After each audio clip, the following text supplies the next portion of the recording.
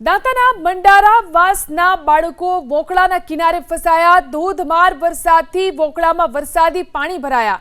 મંડારા વાસના બાળકો સવારે બોરડીવાળા પ્રાથમિક શાળામાં અભ્યાસ માટે ગયા હતા, જ્યાં ઘરે પરત ફરતા સમયે 25 થી વધુ બાળકો વોકળાના કિનારે ફસાઈ ગયા।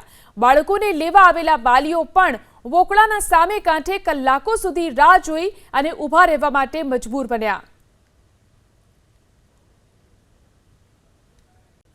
દાંતાના મંડારા વાસના બાળકો વોકળાના કિનારે ફસાયા। ધોધમાર વરસાદથી વોકળામાં વરસાદી પાણી ભરાયા।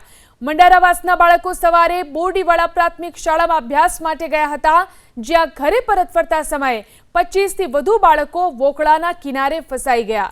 બાળકોને લેવા આવેલા વાલીઓ પણ વોકળાના સામે કાંઠે કલાકો સુધી રાહ જોઈ અને ઊભા રહેવા માટે મજબૂર બન્યા।